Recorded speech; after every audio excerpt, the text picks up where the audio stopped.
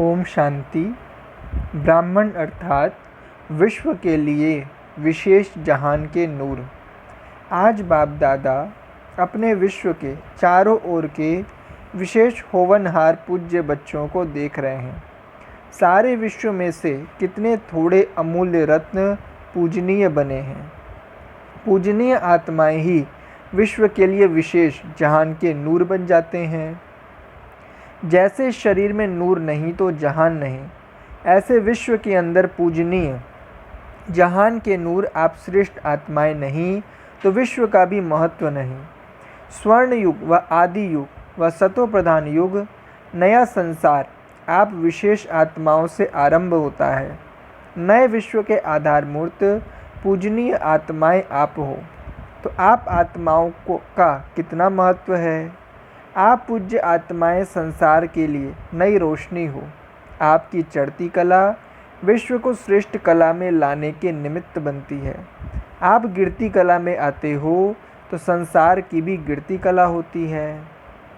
आप परिवर्तन होते हो तो विश्व भी परिवर्तन होता है। इतने महान और महत्व वाली आत्माएं हो। ब्राह्मण अर्थात सेवा करने वाले और मेवा खाने वाले। आप श्रेष्ठ ब्राह्मणों का कार्य क्या है? ब्राह्मणों का काम है पढ़ना और पढ़ाना। नामधारी ब्राह्मण भी शास्त्र पढ़ेंगे और दूसरों को सुनाएंगे। तो आप ब्राह्मणों का काम है ईश्वरीय पढ़ाई पढ़ना और पढ़ाना, जिससे ईश्वर के बन जाएं। पढ़ते भी हो और पढ़ाते अर्थात सेवा भी करते हो। यह ईश्वरीय ज्ञान देना ही ईश्वरीय सेवा है। सेवा का सदा ही मेवा मिलता है। कहावत है ना, करो सेवा तो मिले मेवा। तो ईश्वरीय सेवा करने से अतीन्द्रिय सुख का मेवा मिलता है, शक्तियों का मेवा मिलता है, खुशी का मेवा मिलता है। कितनी पात्र आत्माएं हो जो इस ईश्वरीय फल के अधिकारी बन गई। आप ब्राह्मणों के सिवाय और कोई भी इस फल के अधिकारी बन नहीं सकते। ब्राह्मण अर्थात स्वदर्शन चक्रधारी। सदा अपने को सुदर्शन चक्रधारी श्रेष्ठ आत्माएं अनुभव करते हो। सुदर्शन चक्र अर्थात सदा माया के अनेक चक्रों से छुड़ाने वाला। सुदर्शन चक्र सदा के लिए चक्रवर्ती राज्य भाग्य के अधिकारी बना देता है। यह सुदर्शन चक्र का ज्ञान इस संगम युग पर ही प्राप्त होता है। ब्राह्मण आत्माएं हो और इसलिए सुदर्शन चक्रधारी हो। ब्राह्मणों को सदा चोटी पर दिखाते हैं।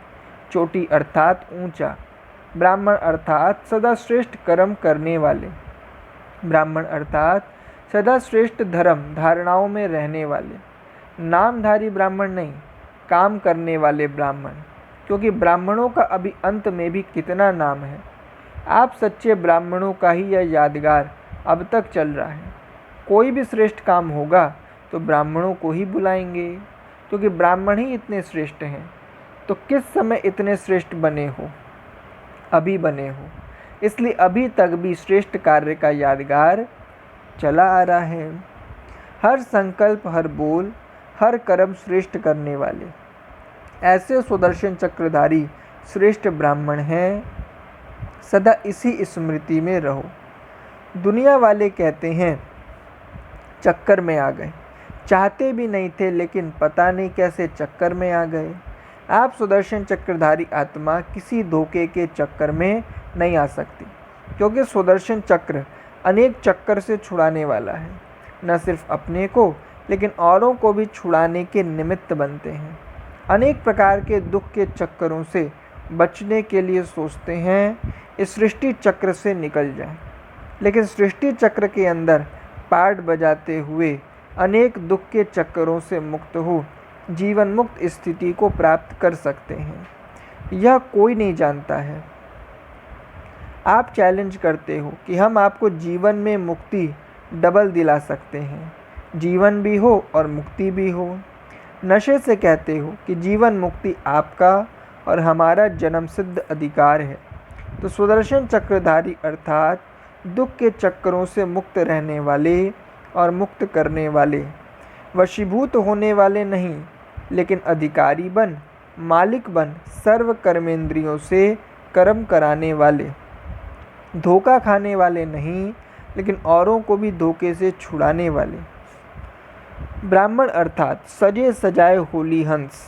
आज बाप दादा अपने चारों ओर के होली हंसों की सभा को देख रहे हैं। हर एक होली हंस अपनी श्रेष्ठ स्थिति के आसन पर विराजमान है। सभी आसनधारी होली हंसों की सभा सारे कल्प में अलौकिक और न्यारी है। हर एक होली हंस अपनी विशेषताओं से अति सुंदर सजा हुआ है। विशेषताएं ही श्रेष्ठ श्रृंगार हैं। सजे सजाए होली हंस कितने प्यारे लगते हैं। बाप दादा हर एक की विशेषताओं का श्रृंगार देख हर्षित होते हैं। श्रृंगारे हुए सभी हैं क्योंकि बाप दादा ने ब्राह्मण जन्म देते ही बचपन से ही विशेष आत्मा भव का वरदान दिया। नंबरवार होते भी लास्ट नंबर भी विशेष आत्मा है। ब्राह्मण जीवन में आना अर्थात विशेष आत्मा में आ ही गए। ब्राह्मण परिवार में चाहे लास्ट नंबर हो, लेकिन विश्व की अनेक आत्माओं के अंतर में वह भी विशेष गाए जाते हैं। इसलिए कोटों में कोई में भी कोई गाया हुआ है। तो ब्राह्मणों की सभा अर्थात विशेष आत्माओं की सभा। ब्राह्मण अर्थात दिलखुश मिठाई खाने वाले और खिलाने वाले।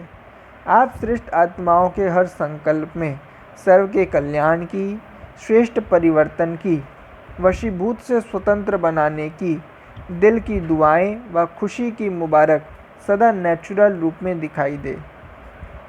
क्योंकि आप सभी दाता अर्थात देवता हो, देने वाले हो। तो इस नए वर्ष में विशेष खुशियों की मुबारक देते रहो। किसी को भी अगर दिल से मुबारक देते हो तो वह आत्मा दिल की मुबारक ले, दिल खुश हो जाए। तो हर समय दिल खुश मिठाई बांटते रहना। सिर्फ एक दिन नहीं मिठाई खाना व खिलाना, कल के दिन मुख की मिठाइयाँ जितनी चाहिए उतनी खाना। सभी को बहुत बहुत मिठाई खिलाना, लेकिन ऐसे ही सदा हर एक को दिल से दिल खुश मिठाई खिलाते रहो तो कितनी खुशी होगी।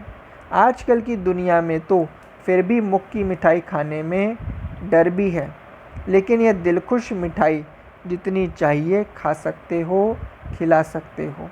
इसमें बीमारी नहीं होगी, क्योंकि बाप दादा बच्चों को समान बनाते हैं। अच्छा, ओम शांति।